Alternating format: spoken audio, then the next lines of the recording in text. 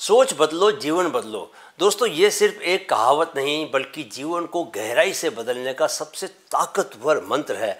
आज मैं आपको बताऊंगा कि किस तरह अपनी सोच को बदलकर आप अपनी ज़िंदगी को नई दिशा दे सकते हैं, उसे नई ऊंचाई की ओर ले जाना शुरू कर सकते हैं। अगर आप आजकल यह महसूस कर रहे हैं कि आपके जीवन में कठिनाइयाँ बढ़ रही हैं, तनाव और मुश्किलें आपके कदमों को रोक रही हैं, आपको कोई रास्ता नहीं सूझ रहा, तो जान लो दोस्तों कि यह वीडियो आपके लिए ही है। आगे बढ़ने से पहले मैं आपका लाइफ कोच और माइंड कोच कैप्टन सुंदरचंद ठाकुर एक बार फिर तहे दिल से आपका माइंड फिट चैनल में स्वागत करता हूं और आपको यकीन दिलाता हूं कि अगर आपने पूरे फोकस के साथ यह वीडियो देखा और बातों को समझकर अपनी ज़िंदगी में, अपनी रोज़मर्रा की दिनचर्या में उन्हें अपनाना और आजमाना शुरू कर दिया, तो आपकी लाइफ ट्रांसफॉर्मेशन के रास्ते पर चल पड़ेगी। राइट दोस्तों, पहले ज़रा समझ लें कि सोच बदलना, कॉग्निटिव रिफ्रेमिंग होता क्या है। Right, understanding cognitive reframing. Cognitive reframing यानी सोच को नए नज़रिए से देखने की कला। विज्ञान भी कहता है कि आप जिस तरीके से अपने विचारों को देखते हैं उसी से आपका जीवन प्रभावित होता है। कॉग्निटिव रिफ्रेमिंग का सीधा मतलब है अपनी सोच को बदलकर किसी भी समस्या या परिस्थिति को अलग दृष्टिकोण से देखना। इसे आसान भाषा में कहें तो यह अपनी सोच को ऐसा बनाना है कि हर परिस्थिति से एक सकारात्मक पॉजिटिव अर्थ निकाला जा सके, एक पॉजिटिव मीनिंग निकाला जा सके। असल में सारा खेल सोच बदलने का है। ज़रा इस ग्राफिक को देखिए, इसमें दिखाया गया है कि कैसे एक ही व्यक्ति दो तरह से सोच सकता है। जैसे कोई किसी काम को लेकर सोच सकता है, ओह यह काम मुझसे नहीं हो सकता, मैं इसे किसी भी तरह नहीं कर सकता।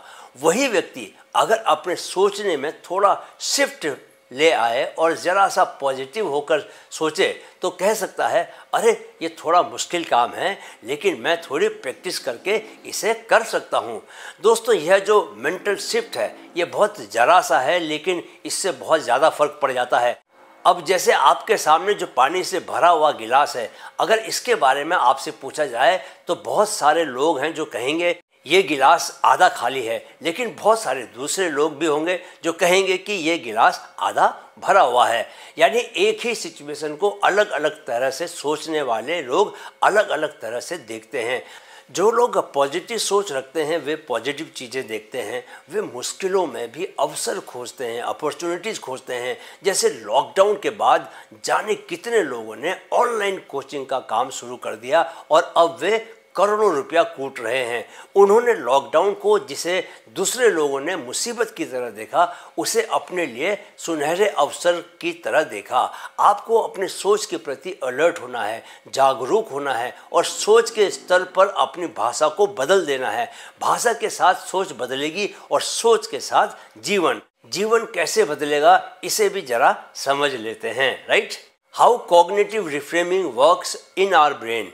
सोच का नज़रिया बदलने से हमारे दिमाग पर, हमारे ब्रेन पर कैसा असर पड़ता है। दोस्तों कॉग्निटिव रिफ्रेमिंग यानी अपनी सोच का नज़रिया बदलना दिमाग में होने वाले केमिकल और स्ट्रक्चरल बदलाव पर असर डालता है। जब हम किसी घटना या विचार को पॉजिटिव नज़रिए से देखते हैं तो दिमाग में नए न्यूरल पाथवेज बनते हैं। ये पाथवेज दिमाग में एक नया पैटर्न या रास्ता बनाते हैं जो हमारे माइंडसेट को स्थायी रूप से, परमानेंटली बदल सकते हैं। जब हम किसी कठिन परिस्थिति को पॉजिटिव नज़रिए से देखते हैं तो हमारा दिमाग डोपामाइन और सेरोटोनिन जैसे केमिकल छोड़ता है, जैसे हार्मोन रिलीज करता है जो खुशी और संतोष की भावना देते हैं। इससे हम न सिर्फ बेहतर महसूस करते हैं बल्कि हमारा दिमाग इस नई सोच को धीरे धीरे अपनाने लगता है। उदाहरण के लिए दोस्तों, अगर किसी स्थिति में हमें असफलता का सामना करना पड़े तो हम इसे मैं असफल हूँ की सोच से देख सकते हैं। लेकिन अगर हम इस स्थिति को कॉग्निटिव रिफ्रेमिंग की तकनीक से देखें और इसे ये असफलता मुझे कुछ नया सिखा सकती है के रूप में देखें तो हमारे दिमाग में सकारात्मक बदलाव होने लगते हैं। ऐसे में दिमाग में कई न्यूरल कनेक्शंस बनने लगते हैं जो भविष्य में नेगेटिविटी की बजाय पॉजिटिविटी की ओर ध्यान आकर्षित करते हैं। कॉग्निटिव रिफ्रेमिंग का असर हिपोकैम्पस और एमिगडाला जैसे दिमाग के हिस्सों पर भी पड़ता है, जो यादें और भावनाओं, मेमोरी और इमोशन को संभालते हैं।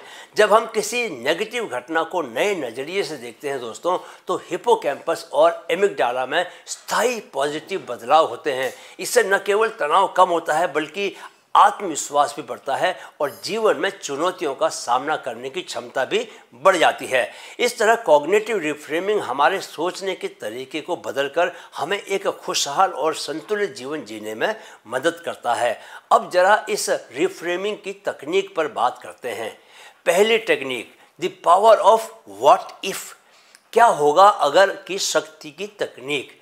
व्हाट इफ तकनीक के जरिए हम अपनी सोच को नई दिशा देते हैं। इस तकनीक का मुख्य उद्देश्य किसी भी नकारात्मक, नेगेटिव या सीमित, लिमिटेड विचार को पॉजिटिव पॉसिबिलिटीज़ की ओर मोड़ना है। जब हम व्हाट इफ यानी क्या होगा अगर का इस्तेमाल करते हैं दोस्तों, तो हम अपनी सोच में संभावनाओं और नए अवसरों के द्वार खोलते हैं। उदाहरण के लिए, अगर हमें किसी काम में असफलता का डर है तो हम अक्सर सोचते हैं अगर मैं सफल हो गया तो क्या होगा। यह सोच हमें और अधिक चिंतित और हतोत्साहित कर सकती है।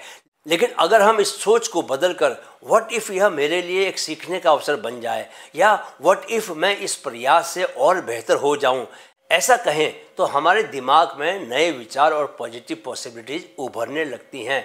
इस तकनीक का असर हमारे माइंडसेट पर पड़ता है, यह पॉजिटिव हो जाता है। इससे हमारा सेल्फ बिलीफ भी बढ़ता है। व्हाट इफ़ का इस्तेमाल हमें यह याद दिलाता है कि हर स्थिति में एक बेहतर संभावित परिणाम हो सकता है। दुनिया की मशहूर टीवी होस्ट ओपरा विनफ्री एक गरीब परिवार से थी। उन्होंने कठिनाइयों का सामना किया, असफलता देखी, लेकिन हर बार खुद से पूछा व्हाट इफ़ मैं इस अनुभव से कुछ सीखूं, और आज वे खुद ही पूरी दुनिया के लिए एक प्रेरणा बनी हुई हैं। दूसरी टेक्निक, लेबल द इमोशन, अपनी भावना को नाम देने की तकनीक। दोस्तों, यह तकनीक एक सरल और प्रभावी तरीका है जिससे हम अपनी भावनाओं को पहचान सकते हैं और उन्हें काबू में रख सकते हैं। जब भी हमें गुस्सा, दुख, चिंता या डर महसूस हो तो उसे समझना और उसे नाम देना हमारी मेंटल हेल्थ के लिए फ़ायदेमंद साबित हो सकता है। भावनाओं को नाम देने का अर्थ है कि हम उन भावनाओं को पहचानते हैं और उन्हें साफ साफ कहते भी हैं, जैसे मुझे अभी गुस्सा आ रहा है या मैं थोड़ा चिंतित महसूस कर रहा हूँ। इस तकनीक का मुख्य उद्देश्य है कि भावनाओं को नाम देकर हम उनके प्रभाव को कम कर सकते हैं। शोध से, रिसर्च से ये मालूम चला है दोस्तों कि जब हम अपनी भावनाओं को नाम देते हैं तो एमिगडाला, जो हमारे दिमाग का इमोशनल सेंटर है, उसका प्रभाव कम हो जाता है। इससे तनाव और उत्तेजना कम होती है और हम ज़्यादा शांत महसूस करते हैं। उदाहरण के लिए, अगर आपको किसी काम में असफलता का डर सता रहा हो तो इसे कहने का प्रयास करें, मुझे असफलता का डर महसूस हो रहा है। इस प्रकार आप अपनी भावनाओं को समझ पाते हैं और वह आप पर हावी नहीं हो पाती। लेबल द इमोशन तकनीक न सिर्फ भावनाओं को संभालने में मदद करती है बल्कि यह आत्म जागरूकता भी बढ़ाती है। जब हम अपनी भावनाओं को समझते हैं और उन्हें नाम देते हैं तो हमारे दिमाग को उन्हें काबू में रखने में आसानी होती है। यह तकनीक हमें मानसिक संतुलन बनाए रखने में सहायता करती है। चलिए अब अगली टेक्निक पर बात करते हैं। तीसरी technique, reframing failures as lessons. क्या? असफलताओं से सबक लेने की तकनीक। दोस्तों, यह बहुत ही काम की तकनीक है। रिफ्रेमिंग फेलियर्स एज लेसन्स तकनीक का उद्देश्य है कि हम असफलताओं को नकारात्मक अनुभव के बजाय सीखने का अवसर मानें। जब हम किसी असफलता को एक सीख के रूप में देखते हैं तो वह हमारे लिए एक नई दिशा खोल सकती है और हमें आगे बढ़ने का साहस दे सकती है। इस तकनीक से हम न केवल असफलता का सामना सकारात्मक तरीके से कर पाते हैं बल्कि मानसिक रूप से भी और मजबूत हो जाते हैं। इस तकनीक का सबसे प्रेरणादायक, सबसे इंस्पायरिंग उदाहरण है स्टीव जॉब्स का जीवन। 1985 में उन्हें खुद उनकी ही बनाई कंपनी एप्पल से निकाल दिया गया था। यह उनके जीवन का सबसे कठिन दौर था, लेकिन उन्होंने इसे अपनी सबसे बड़ी सीख के रूप में अपनाया। उन्होंने पिक्सर और NEXT नेक्स्ट जैसी कंपनियों की शुरुआत की और नए विचारों पर काम किया। बाद में एप्पल ने NEXT नेक्स्ट का अधिग्रहण कर लिया और स्टीव जॉब्स को कंपनी में वापस बुला लिया। उनकी वापसी के बाद एप्पल ने कई बेहतरीन उत्पाद बनाए, कई बेहतरीन प्रोडक्ट्स बनाए और कंपनी ने सफलता के नए परचम लहराए। स्टीव जॉब्स की यह कहानी दिखाती है कि कैसे असफलता को एक नई सीख में बदलने से बड़ी सफलता मिल सकती है।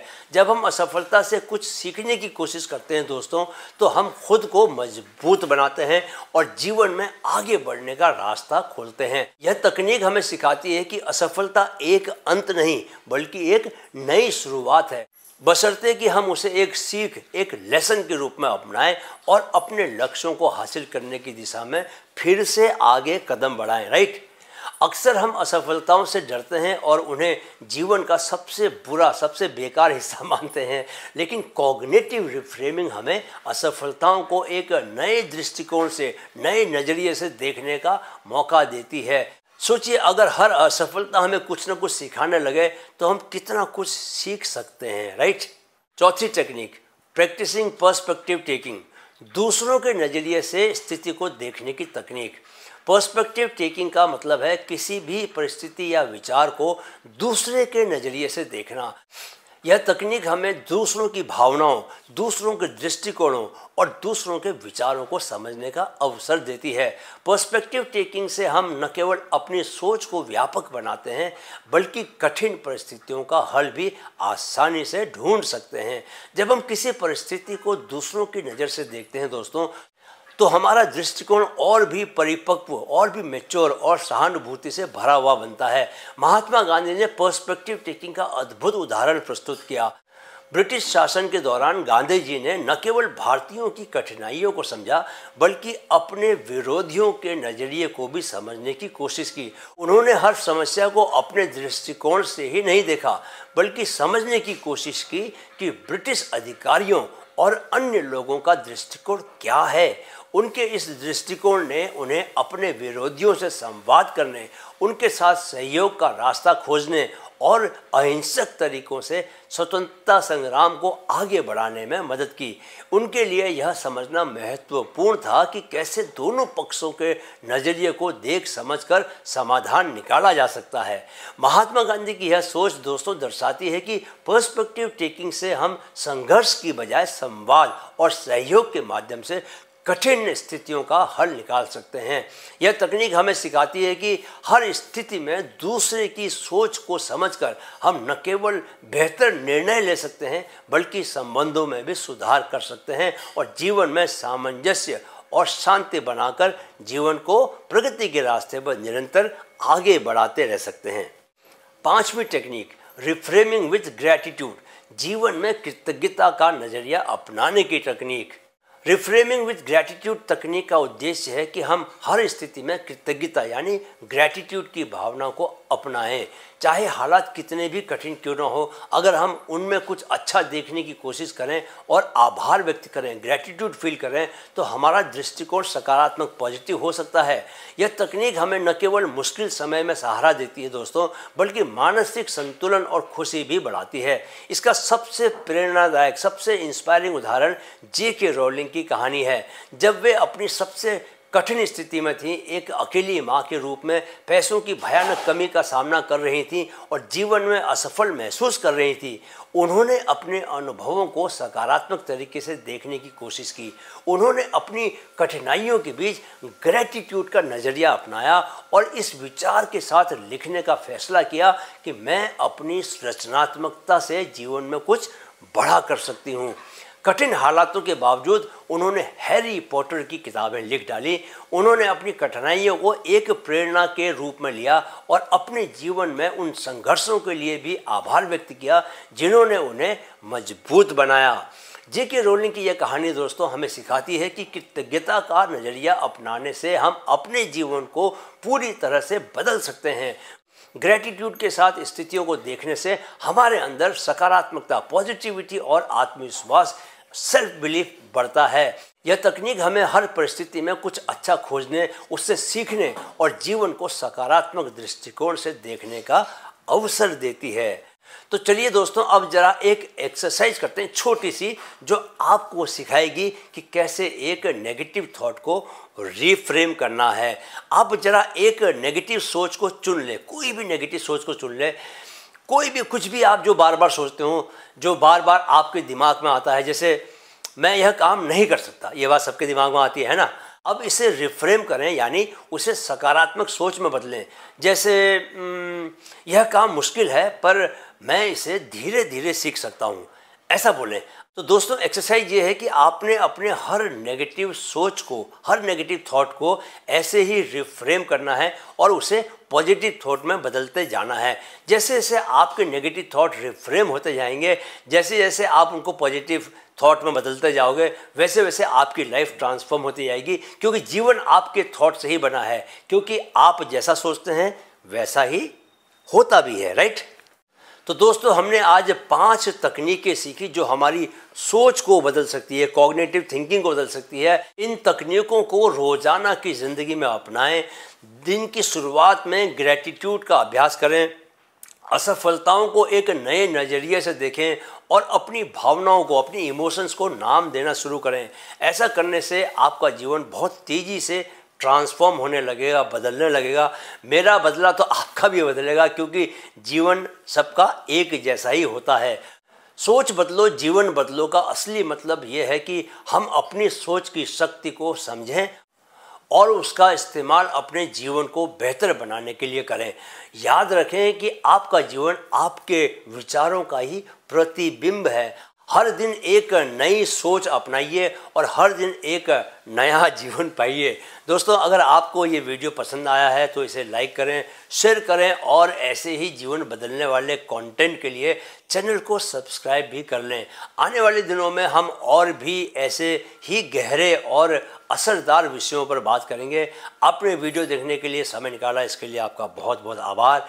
एक बात याद रखें कि हर पल वर्तमान पल में ही बने रहें, क्योंकि ज़िंदगी वर्तमान पल से ही फूटकर बाहर निकल रही है। ना अतीत में जाएं, ना भविष्य में भटकें, राइट।